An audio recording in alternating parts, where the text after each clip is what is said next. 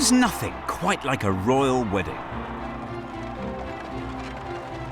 It brings the country together and attracts the eyes of the world.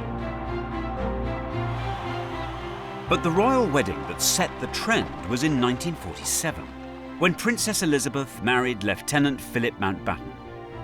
It had to be a love match. How could you not love this gorgeous creature?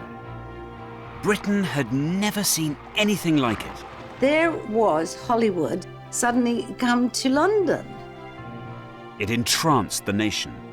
The congregation could virtually hear a pin drop. But outside, you hear the nation going bananas. And brought new hope to a battered post-war Britain. In this film, we will bring the royal wedding to life. From the engagement ring. Not wanting to be vulgar, but what exactly have I got here? To the spectacular wedding dress. Have you still got the pattern? Yes. That's the Queen's dress. That's amazing. From the bride's bouquet. I think I might get you to be my Princess Elizabeth stand-in. To the 9-foot-high, £500 wedding cake. It's just a series of heart-in-mouth moments. We will show how the wedding of the century was pulled off against the odds. In 1947, Britain was cold, hungry, and miserable. The nation needed a morale boost like no other, and with the royal wedding, that is exactly what it got. But this wasn't just the marriage of a beautiful princess and her dashing prince. This was the people's wedding.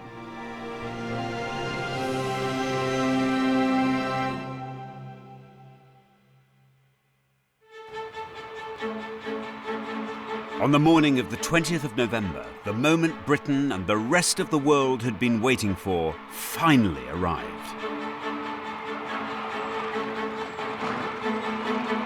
At 11:16 a.m, the Irish state coach carrying the bride, Princess Elizabeth, and her father, King George VI, set off for Westminster Abbey. The country hadn't experienced such pomp and pageantry since before the war, and the sight was breathtaking. The crowds were enormous, and the noise they made. There was an enormous feeling of some great event going on. In London, hundreds of thousands took to the streets. Across the globe, 200 million listened to the radio broadcast. And a lucky few even watched on that newfangled invention, television. At 11:28, right on time, the bride and her father arrived at the west door of Westminster Abbey. The wedding of the century was about to begin. The best thing that had ever happened. The lovely princess has found her prince. Philip and Elizabeth's engagement was announced on the 9th of July, 1947. She was just 21, and he was 5 years her senior. The public reaction to the news was ecstatic, although little did they know the couple had probably been engaged in private for the best part of a year. They didn't go out publicly very much. I think it was so clever because nobody seemed to know anything, and they announced their engagement, and the press got a great shock, I think, there, because they went on to it. The couple's friendship blossomed during the war. When on leave from the Royal Navy, Philip sometimes stayed at Windsor Castle.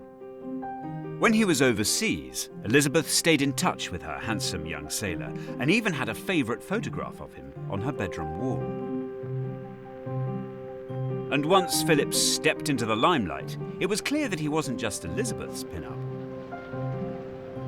Schoolgirls up and down the country were transfixed by the charming prince. I was very envious of Princess Elizabeth when she married Philip, because he was such a dish, you know, and he really was so good looking. Suddenly this gorgeous, gorgeous, gorgeous naval officer turned up. He was the first man that one thought, gosh, this is a very attractive man. I really feel attracted to this lovely, lovely man.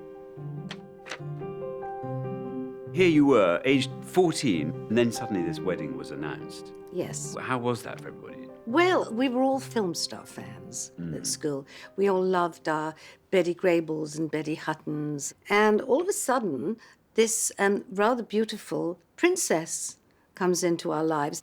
So here was this glamorous princess suddenly catching everyone's eye. Well, it wasn't her that caught our eye. It was Prince Philip. I was going to say that. Yeah, we all thought he was a Greek god. He was very, very good looking. So he had the sort of film star good looks. Yes, he did.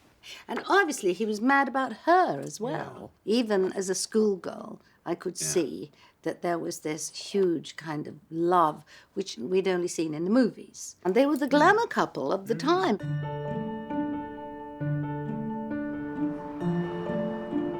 Lieutenant Philip Mountbatten was pretty much the ideal suitor, blessed with blue blood, good looks and charm. The one thing he didn't have, however, was the bank balance to buy an engagement ring fit for a princess. At least not this princess, who was set one day to inherit one of the world's finest jewellery collections. And so, his solution lay in embracing the spirit of austerity with a spot of royal recycling.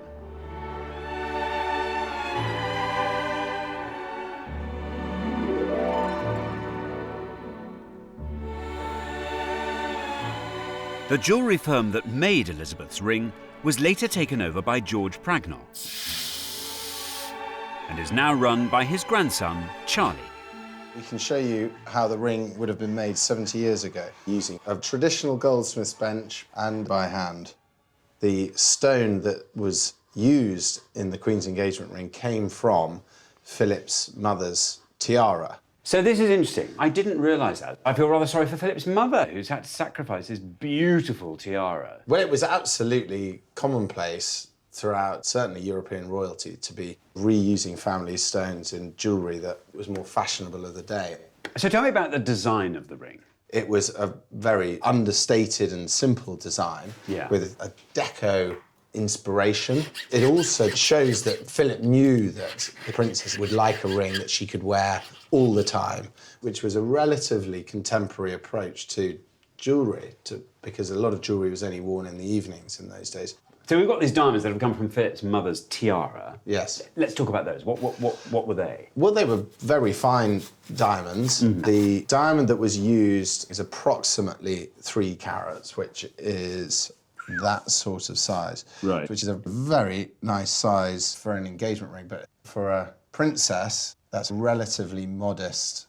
Some of the diamonds that were in the tiara are a lot larger. So he had a choice of exactly what size. I see. So he went for something seemly, not too flash. Quite. And bearing in mind the time just after the war, there was a necessity in a degree of propriety in what should be an everyday ring. I'm sure that had an effect on the decisions. That is beautiful. The ring features a brilliant cut diamond set in platinum, flanked on each side by 5 smaller diamonds. But there's just one question I think we all want to know the answer to. So Charlie, you're not wanting to be vulgar, but what exactly have I got here? A very high quality 3-carat diamond is approaching 6 figures, if not more. Okay. Very nice.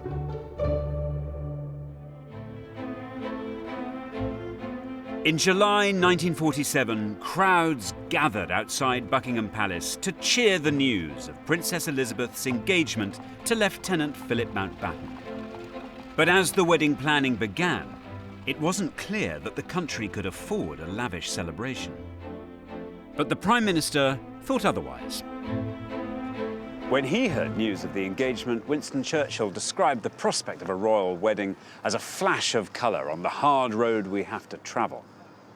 He saw that this was a fairy tale story to capture the hearts of a nation desperate for some good news.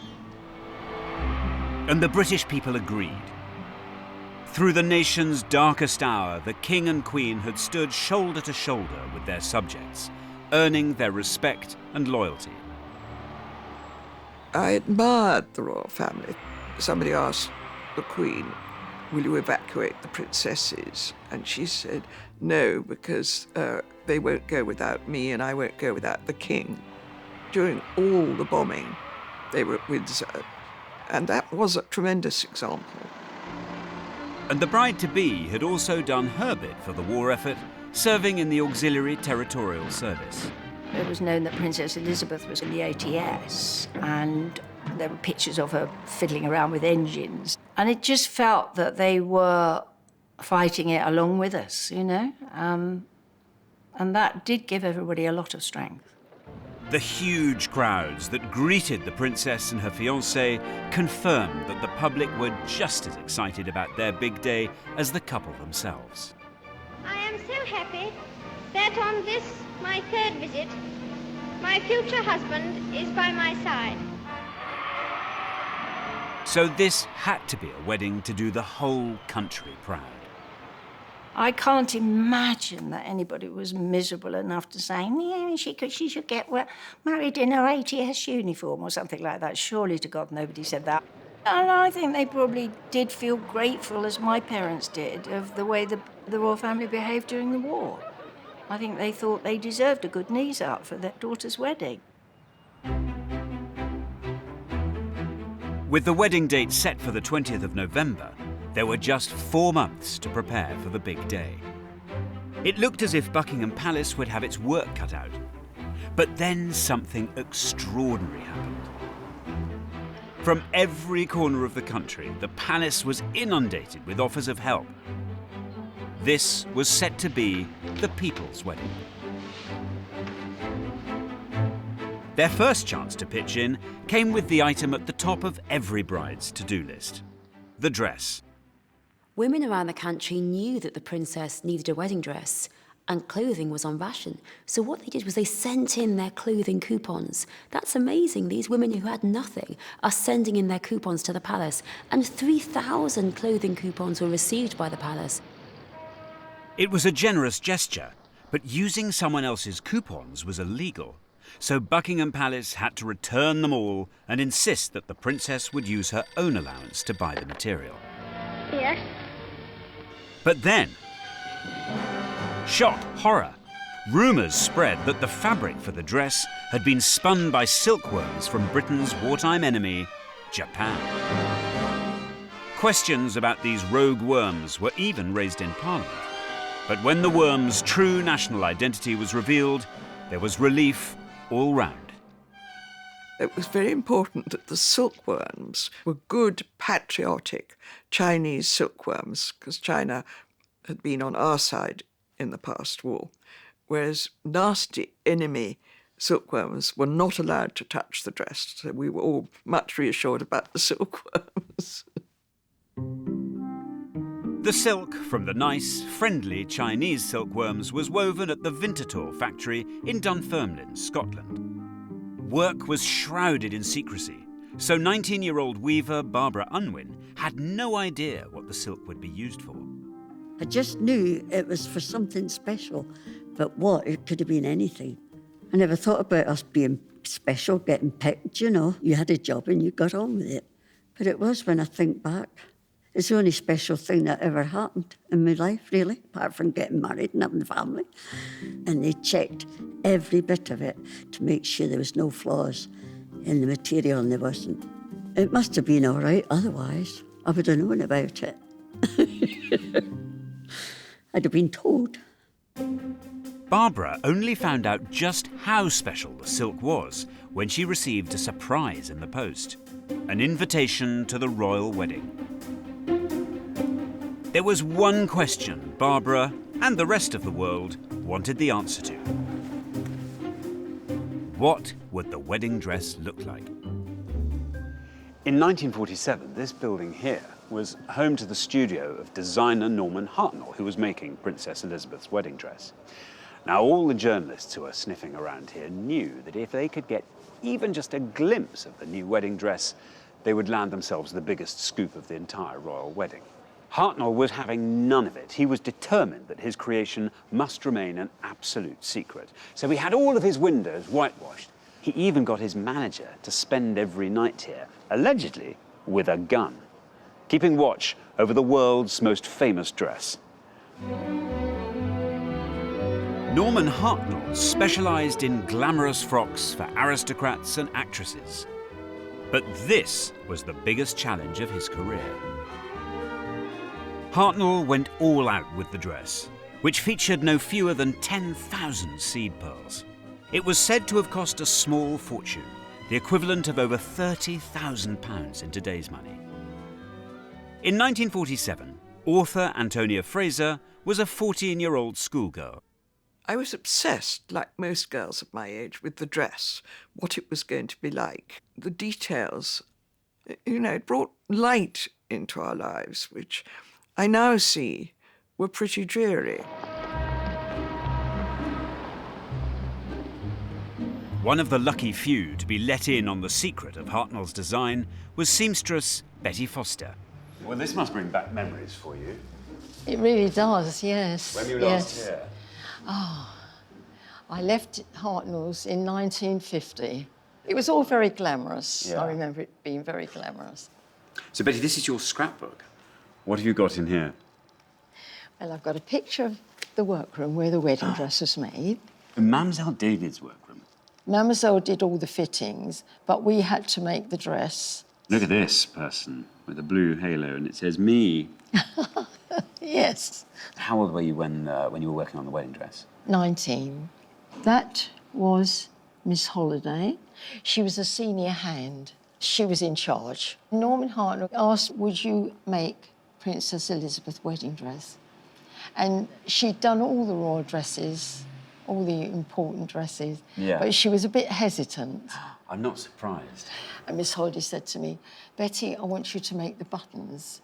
And I'd never sewn buttons. I'd never had occasion to sew buttonholes. And so I had to practice. I had to sit by myself. And she said, nobody's to talk to Betty. So have you still got the pattern? Yes. Have you really? Yes, I have, in here. That's incredible. Have you made it for anyone else? Yes. Yes, and I've made it for myself and my daughters. It's a basic pattern, really. You work from there. Yeah. But still, it's the Queen's dress. That's amazing. It was really breathtaking. It was the embroidery. It was so beautiful. I was so privileged to have been able to work on it. Yeah. When I saw the Queen, where she was Princess Elizabeth, in the carriage with her dad, the King, wearing it, I had quite a good view of it. It looked more beautiful when she was wearing it. It looked magical. I felt so proud to sit there and think, I helped make that dress.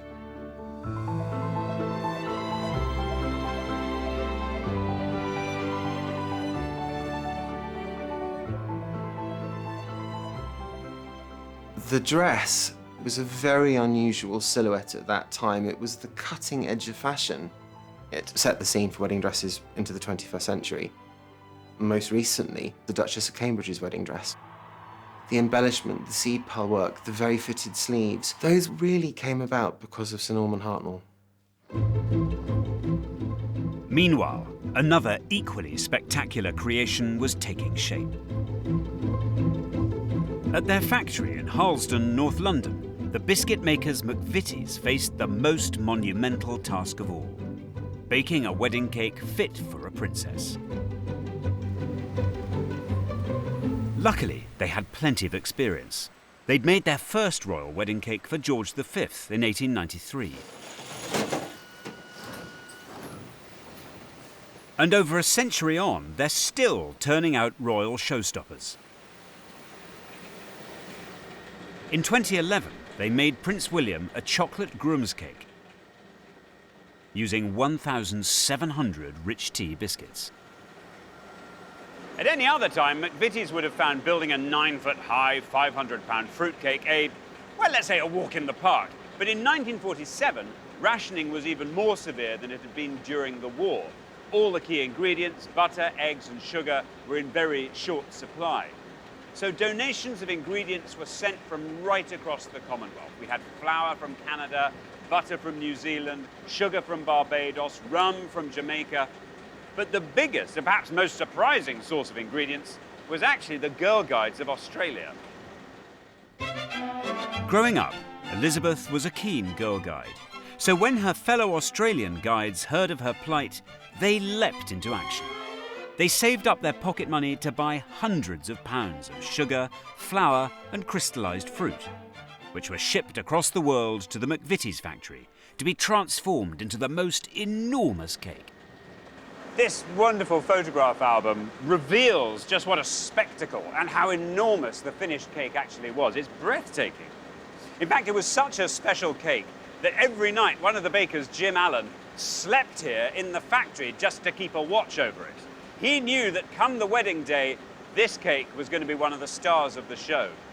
Now, crazy as it sounds, I can't think of a better way of celebrating the 70th anniversary of the royal wedding than by recreating this fabulous cake, all 9 feet and 500 pounds of it.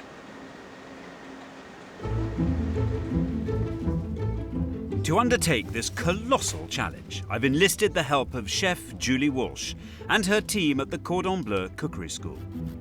Julie has over 30 years' experience of baking enormous cakes, but even by her standards, this is a pretty tall order. This is definitely the biggest wedding cake I've ever had to produce. It towers above everything else in the room. It's huge. We had no real measurements. We do have a nice picture of the cake decorator standing next to it, so we kind of use his proportions to work out our estimation of the sizes. Princess Elizabeth requested that the recipe for her cake should remain a closely guarded secret. So all Julie has to work from is the list of ingredients sent to McVitie's by the Girl Guides of Australia.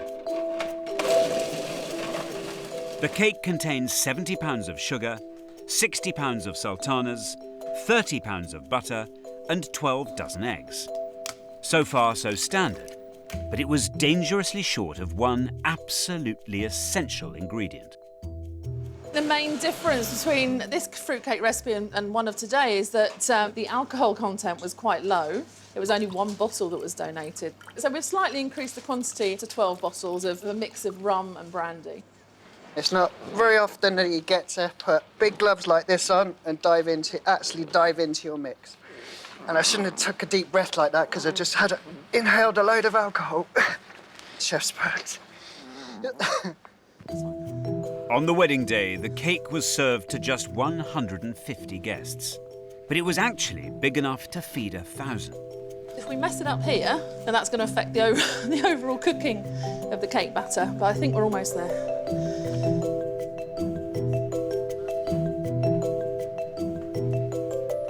Each tier of the cake is so deep that it's impossible to bake them in one go. The outside would burn before the inside was cooked.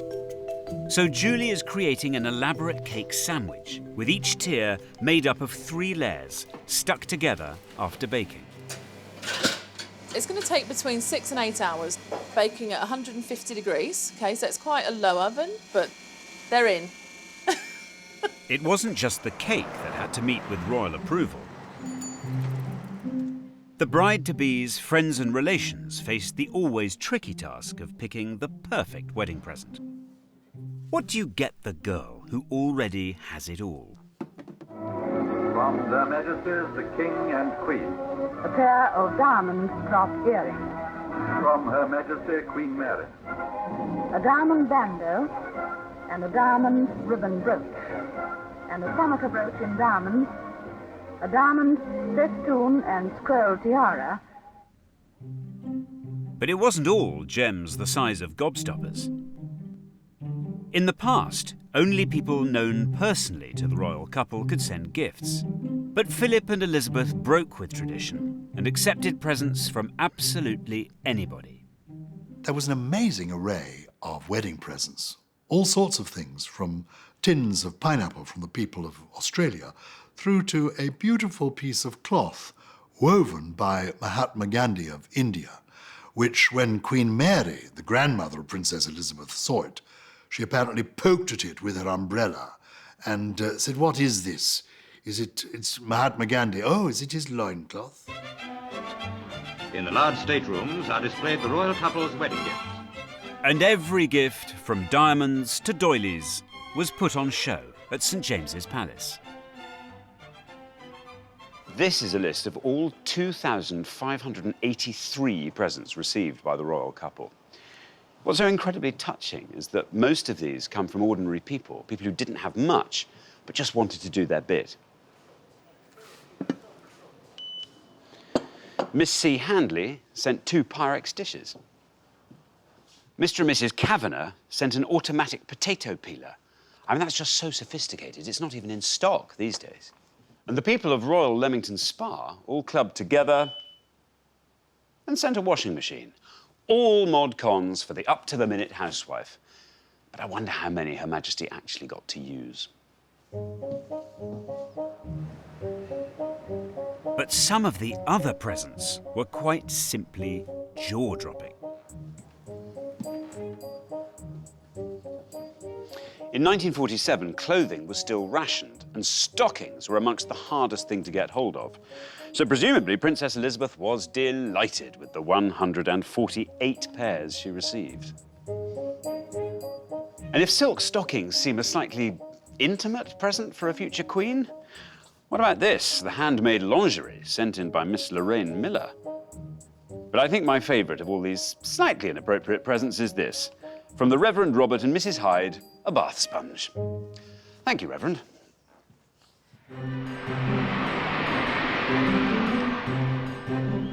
With the presents sorted and the wedding of the nation's sweethearts just days away, those lucky enough to have an invitation were descending on the capital. This was the biggest gathering of European royalty pretty much since the age of Queen Victoria. And they got their tiaras out, they polished them, they got the dresses down from the attic, and they were determined to enjoy themselves. 2 nights before the wedding, these royal relations were among 2,000 guests invited to Buckingham Palace for a grand ball. Everybody was in a very jovial mood, obviously, and it was lots and lots of fun. And I think it must have been the king who led the Congo line. And I think it was the Queen of the Netherlands who caught her toe and fell over. We were all part of it. If there's a Congo line, you join it.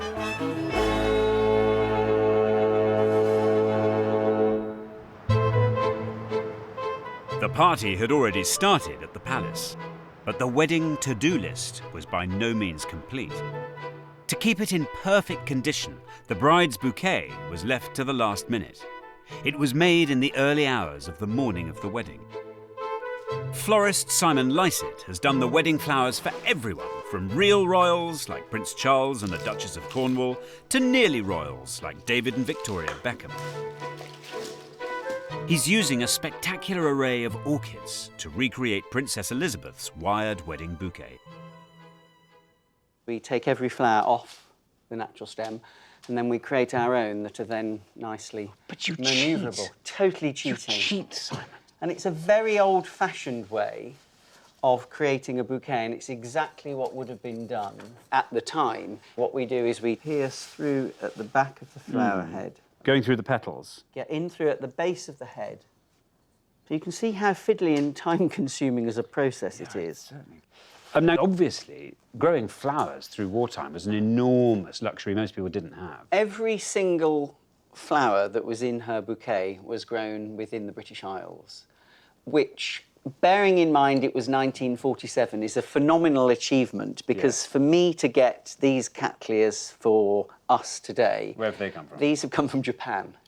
You are joking. So we've got all our orchids. What about the foliage? What have we got here? This is... It smells beautiful, and it's myrtle. And ever since Queen Victoria's daughter, Princess Victoria, married with a sprig of myrtle in her bouquet, there has been a bush grown in the gardens at Osborne House on the Isle of Wight, and every royal bride has a sprig of myrtle in their bouquet. Princess of Wales? Yes. She'll have had it. Duchess of Cambridge? Yes, indeed. Extraordinary. The original bouquet was made by florist Martin Longman. Father would have been nervous. I think anybody would be. The wedding photographs would have shown off the flowers in all their glory. But by the time they came to be taken, the bride's bouquet had vanished. The bridesmaids had theirs, but Princess Elizabeth's was nowhere to be found, and its fate remains a mystery. Soon after the wedding day, Father got a call from Buckingham Palace saying that could they make a replica of the bouquet. Halfway through their honeymoon, Princess and Prince Philip came back to the palace. She put her wedding dress on again, And he put his naval uniform on, and then they had the photographs, just the two of them. Future royal florists learnt their lesson. For Princess Diana's wedding in 1981 and the Duchess of Cambridge's in 2011, 2 bouquets were made, just in case. But there could only ever be one 9-foot-high wedding cake.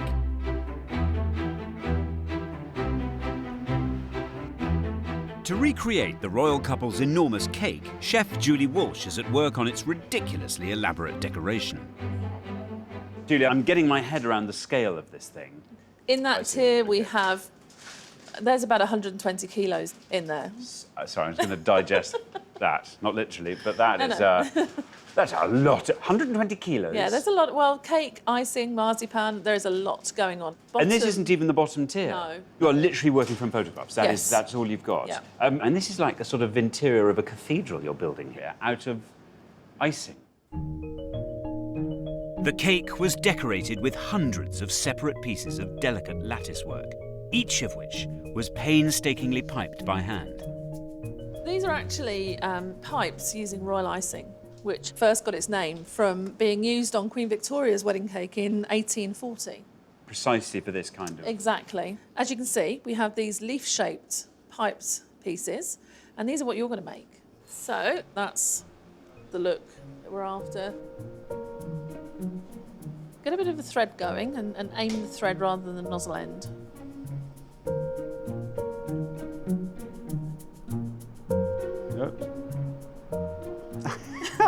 That's just the worst bit of piping ever. It's a little bit disjointed, but we Yeah, a can little fix bit. it. So this is our alcohol. This is almost like an eraser for icing. Well, you can make it quite nice. How many do you need to make for the cake? Sort of 300 or something? Nearer 500 because there's a lot. Well, do you know what, Judy? I think with a bit of alcohol, I think that's all right. What do you think? I think if I had a bit of alcohol, that would be all right as well. It's not how to put it, but yeah, okay. Another 50, you'll be good at that. Of course, my leaves are just a drop in this ocean of icing sugar. From the couple's crests and monograms to scenes of royal palaces and pastimes, there's still an awful lot of icing to do. I had absolutely no idea the amount of work that goes into this. I thought it was just a matter of putting these cakes together and you just decorate them a little bit with a few bits of piping here and there. But it's so much more than that. I almost can't believe that the whole thing can come together. It's like someone saying, build a theatre out of Nutella. You've got 3 weeks.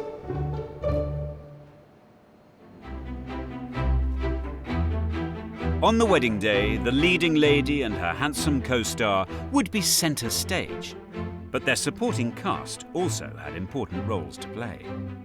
One of Princess Elizabeth's 8 bridesmaids was Pamela Mountbatten, and in 1981, her daughter, India Hicks, followed in her mother's footsteps when she was bridesmaid to Princess Diana.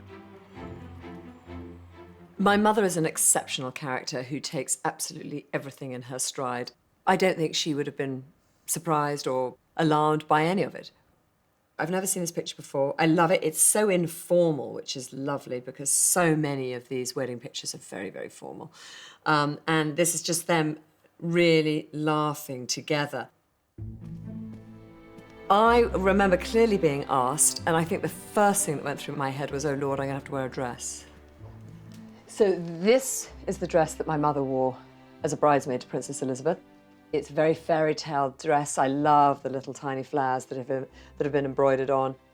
Of course, my mother is far too good-mannered to ever mention that, in fact, being netting, it's actually quite a scratchy dress.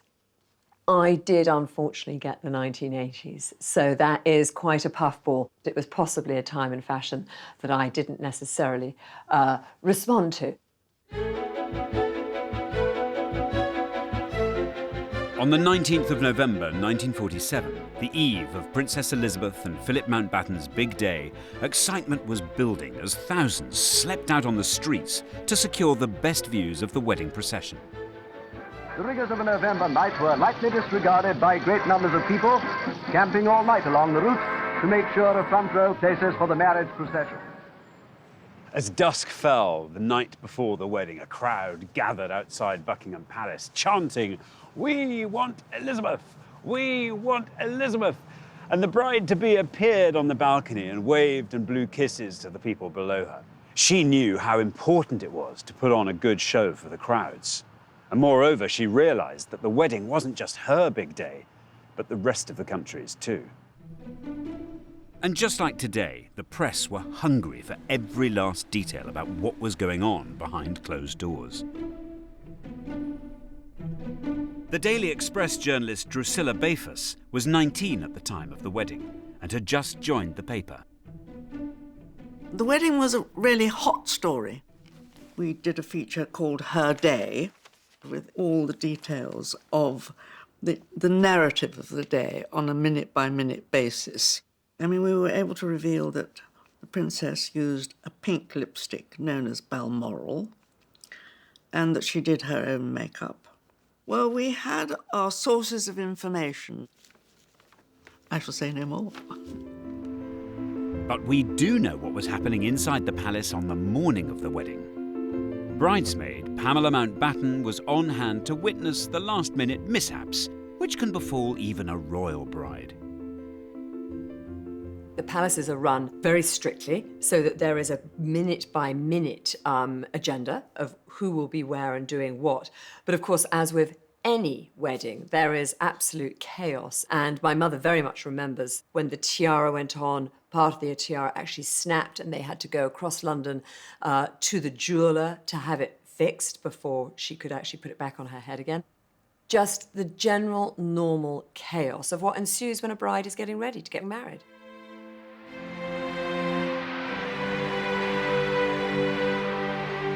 As Britain held its breath, the wedding that had looked for a while like it might not happen was at last about to begin. And when the Irish state coach set off for Westminster Abbey, the world caught its first glimpse of the bride. When she appeared in the sovereign's coach with her father, the king, she sort of smiled a smile that you just can't fake. And that was just terrific. I was just aware that I was part of a tremendously important event in the history of this country, and that to me was one of the most exciting things.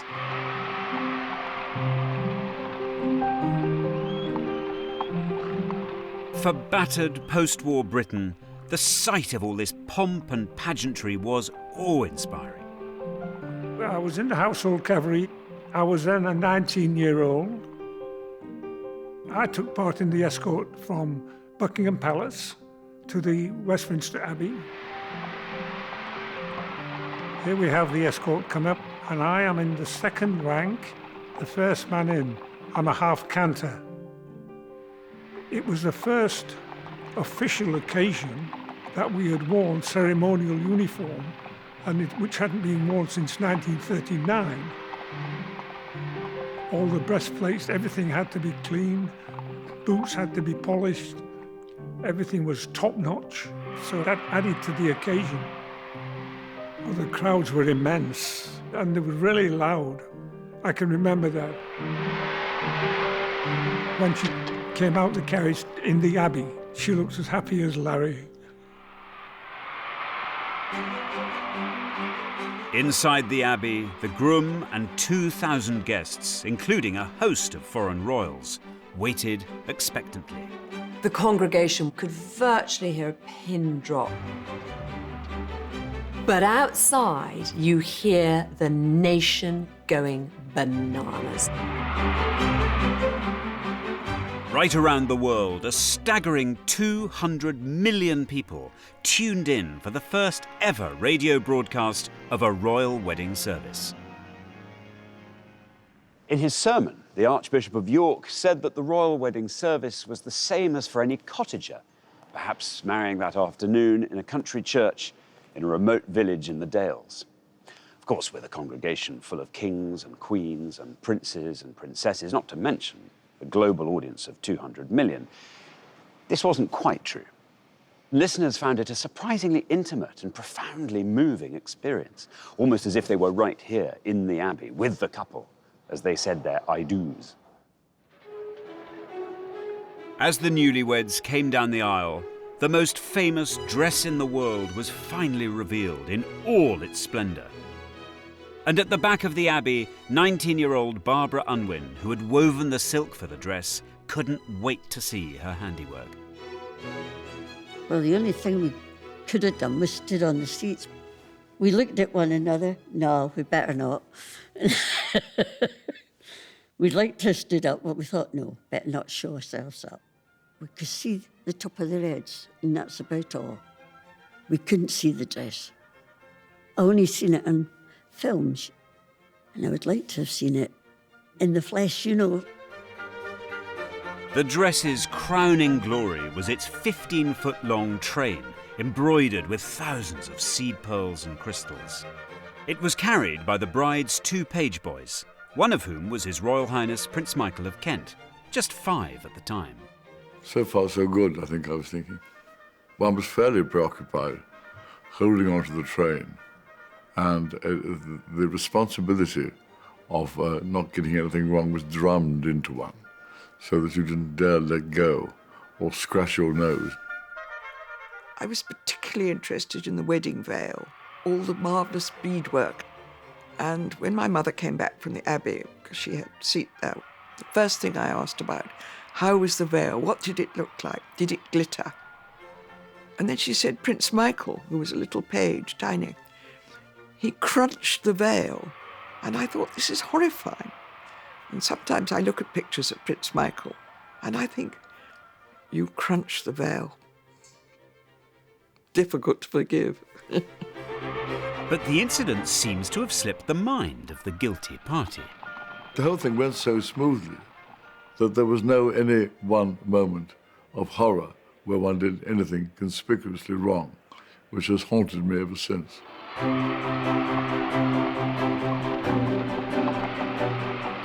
As Philip and Elizabeth became husband and wife, the country celebrated a spectacular wedding, pulled off against the odds.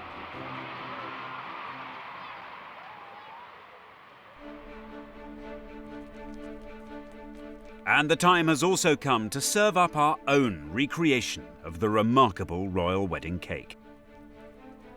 To celebrate the 70th anniversary of a wedding that not only joined the royal couple, but also brought a whole country together, I've invited the pensioners and staff at the Royal Hospital to join me for a very special tea party. I'm laying on tea for over 100 of the Royal Hospital's resident Chelsea pensioners. The pensioners are all military veterans, many of whom served in the Second World War. I just hope they all like fruitcake. There's just one last task for Chef Julie and her team, to get the cake assembled. This isn't just an artistic challenge, it's an architectural one. Manoeuvring each tier into position requires pinpoint accuracy. One false move and 500 pounds of fruitcake could end up on the floor. I mean, it's just a series of heart-in-mouth moments, this, isn't it? Last tear. Don't make me cry. The flowers have got to be centred, otherwise it's going to tilt. A little bit more, okay. Push it down. Beautiful. The cake is finished in the nick of time, and it looks absolutely spectacular. Just like the original, each tier is decorated with the crests of the bride and groom, with badges showing their military and civilian associations, and with plaques depicting their favourite pastimes.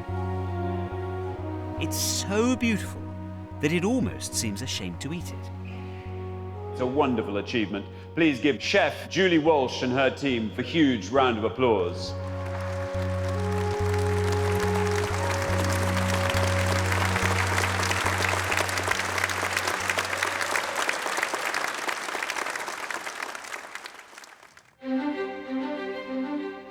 As the royals enjoyed their cake, outside the palace, hundreds of thousands were waiting, desperate for a glimpse of the bride and groom. 14-year-old Antonia Fraser and her school friend Lucy were amongst the crowds. Lucy, my best friend, and I bunked off from school. We were absolutely determined to be there because it was the first glamorous thing either of us remembered. When Princess Elizabeth and her new husband finally appeared on the balcony of Buckingham Palace, the crowds went wild. We began to run, and that was when the public rushed the gates of the palace, which sounds unbelievable, but there was no sort of security then. The war was over, danger was over. I remember being on the balcony, but the crowds were enormous, and the noise they made was fantastic. So there was an enormous feeling of some great event going on, which to anybody, especially to a small child, was an intoxicating thing. I remember shouting, "Show us the dress, show us the dress." There was really nothing in my life to compare to it. I mean, the whole show was astonishing, really. The wonderful thing about royal weddings is it's a time of rejoicing. It really is pure joy.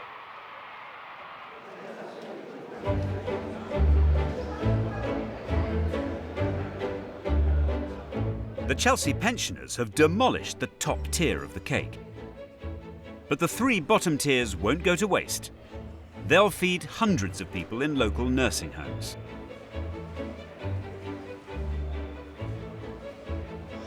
I've been waiting to eat this cake for months now.